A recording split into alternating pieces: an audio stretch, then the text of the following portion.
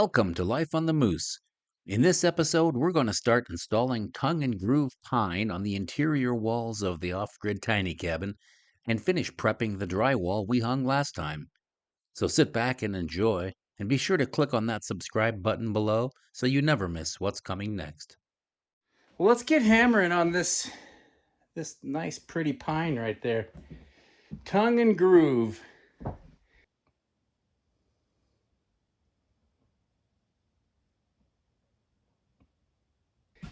As opposed to the shiplap that went up on the ceiling.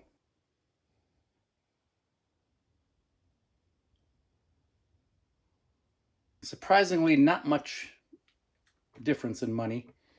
And this was a heck of a lot straighter. I think it's going to go up pretty quick. So I'm going to tackle the south wall first. I'm just going to start on the bottom. I'm going to start right in the floor, work my way up. So I'm going to stagger seams, kind of like I did the ceiling, how I staggered those seams. I'm going to do the same thing here. Start with a 12-footer, ends just on a joist nicely. Put a short one. Then I'll start with a 12-footer or wherever it needs to be over there and do the same. And then I'll stagger seam. Once I get to the window, it won't matter. And then I'll stagger again up on top. Well, I could stand here all day, look at the view and talk, but that won't put any wood on the wall. I'm going to get to work.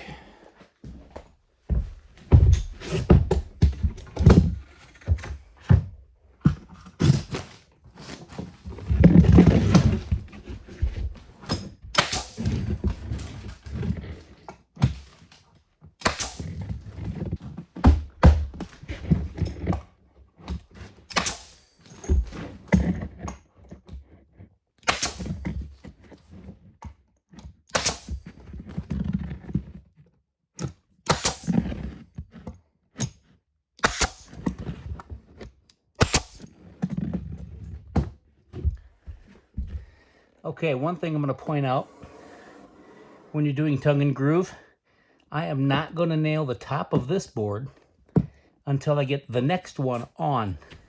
Because sometimes you need to wiggle just a little bit to get that tongue in the groove where it's supposed to sit. So I'm going to leave that again until the next one's on. Then I can nail it home.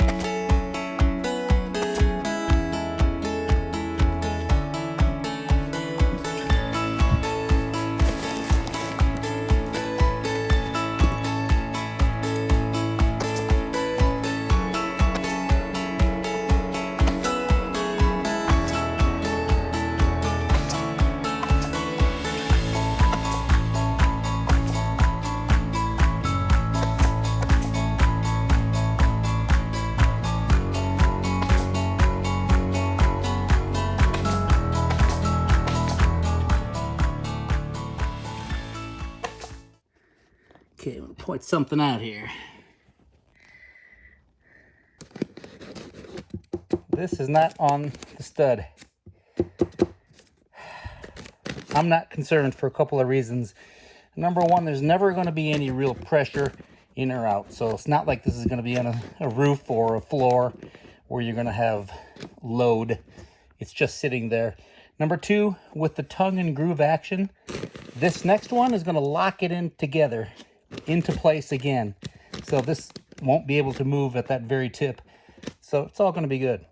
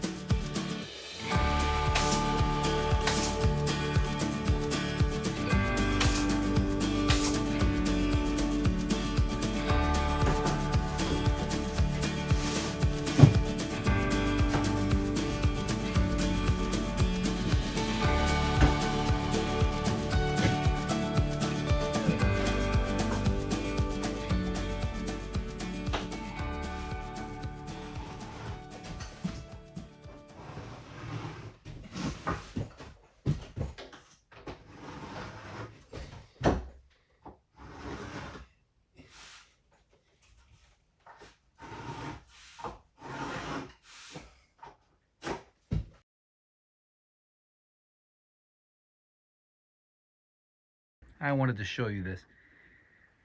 I've been surrounded by deer all day outside this ridge cabin, and they've been milling around and laying down right there. Do you see that deer? Right there, laying down, facing that direction. There's another deer. Oh, just stood up right there. And I think I see a butt of another one over there.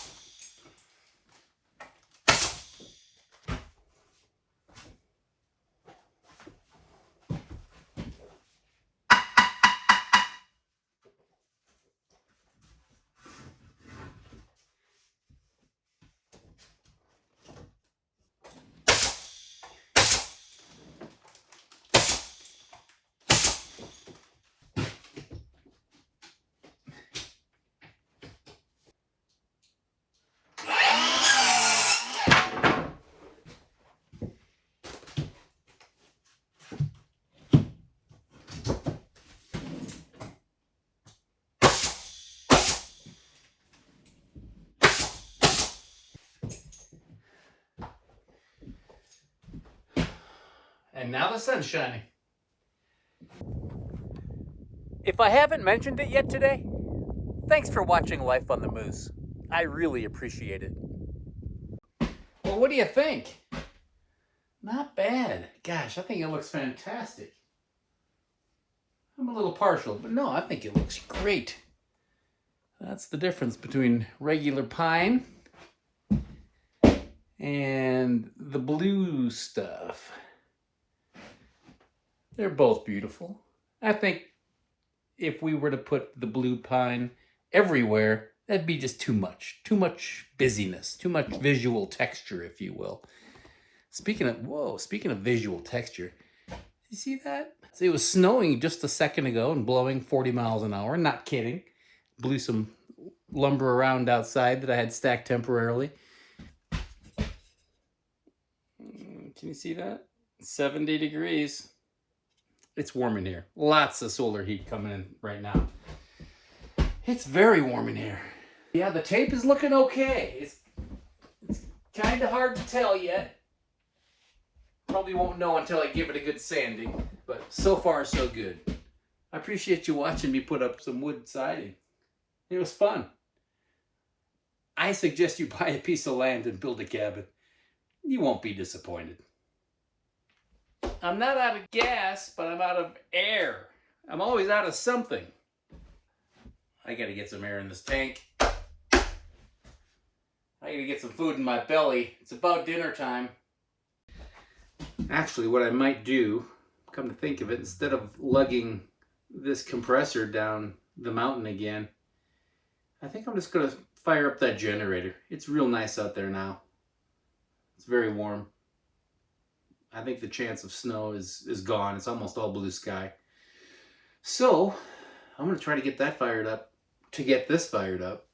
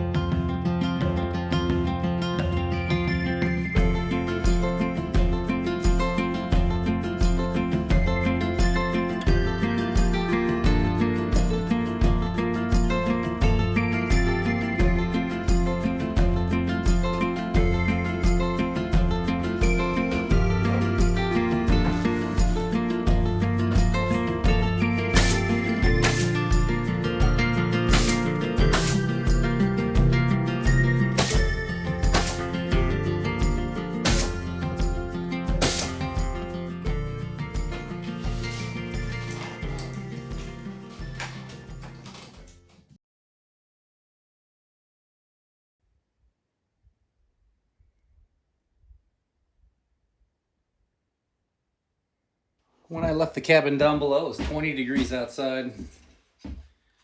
It's 40 degrees in here. Not bad. Let's talk about this drywall. Do you remember when I said I was not a drywall pro? I think I told you that like 4 or 5 times.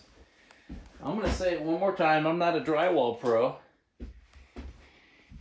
And look at that. So remember the tape? I used blue tape instead of the traditional drywall tape. Actually worked just fine for that seam. And it worked just fine for that seam over there. But no bueno. Do you see that? Now the tape itself didn't crack, but it cracked on both sides of the tape. Okay, so I think I know what's going on. I'll tell you what's going on. You live and learn. Live and learn. Okay, I'll show you what's going on. That seam in question is exactly in the middle of this cabin. And that seam in question, which a pro probably wouldn't have done this to begin with, imagine these are the studs, okay, that are in the wall. I have one piece of drywall ending on this stud and another piece of drywall ending on this stud. So, this is going to be prone to expansion, contraction, more than just about any other place in the cabin. So I shouldn't have put that junction right there. But I did, and I'm not going to worry about it. We're just going to put a piece of trim on that because I don't want to be fighting that forever. So we're just going to put a piece of trim up there on that intersection.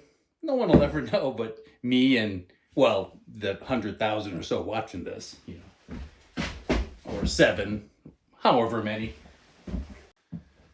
So today, I'm going to start off, I'm going to just do a really light sand and make sure I don't have to put any more mud. I did bring the mud in case I have to put another coat anywhere. I'm going to really try not to. I'm probably going to do a fairly heavy texture on it, you know, cover up my mistakes. So yeah, I'm going to do a little sanding there, and then we're going to get going on this wood. So that's the south wall. It's done. At first I was thinking, well, I'm just going to move right on to the north wall, but I'm not going to do that. The reason is I need to reserve some of these long boards for this section down here. Quite a bit, about half of this wall I'm going to require as long as boards as possible.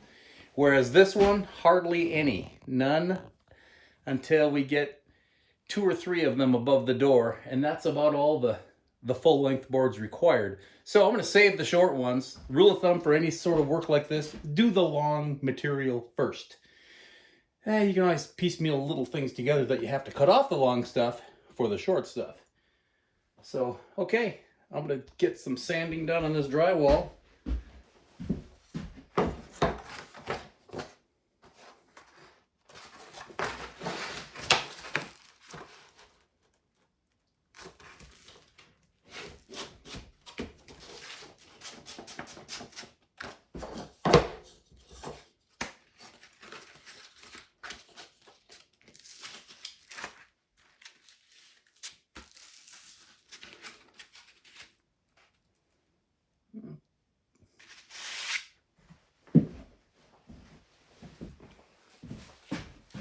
You know how I love masks. Safety first on Red Moose Ranch.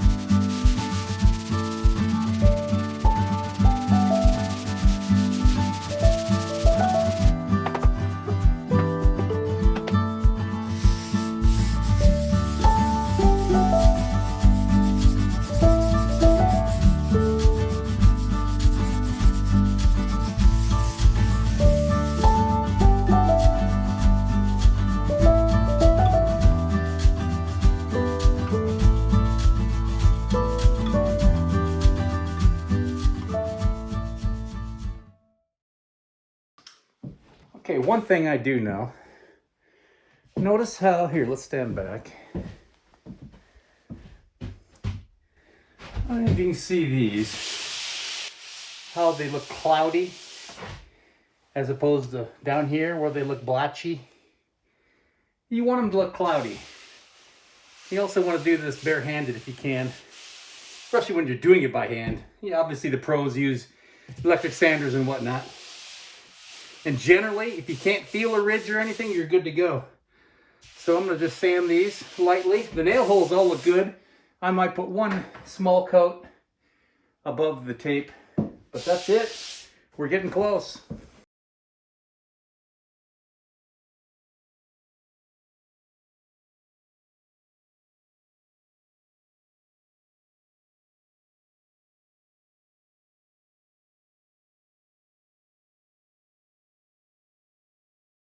Okay, to wrap that up, you didn't want to see it any more than I wanted to do it. But I did re-mud in 3 different spots just to even it out a little bit on the 2 sides especially. And in the middle, like I said, we're going to put a piece of trim in the middle, so it's not going to matter a whole lot. Once this is all done, it'll look great.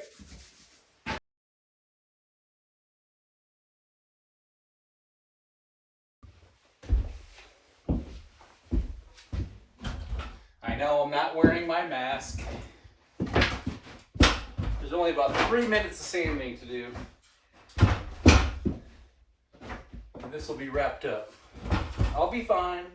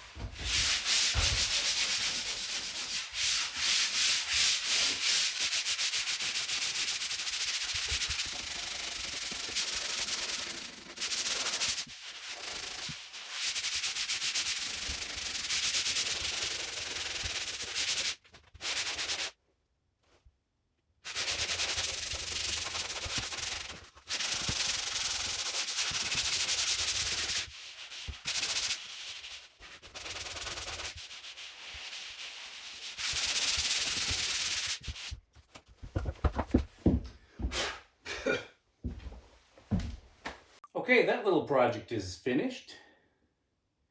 I was going to say that project is done, but that reminds me of a story. When I was a kindergartner, isn't it funny how things stick in your head? When I was a kindergartner, it was like 20-some years ago, I had a nun for a teacher. And back then, you know, the best thing in the world was just getting done with everything before everybody else and being first in line and first for this and first for that. So when I finished my assignments in the class, I would just yell, "I'm done!" And Sister Camille was her name, Sister Camille. She would retort, "Thanksgiving turkeys are done, you're finished." So that stuck with me. So, we're finished. Well, we got a good start on the pine tongue and groove, and I think it looks fantastic. The drywall prep is finally finished, and I couldn't be happier about that either. If you like this video, hit that like button below if you would, and be sure to share it with others. We'll see you next time as we finish up the interior walls in the off-grid tiny cabin and continue working the ranch. Until next week, this is Life on the Moose.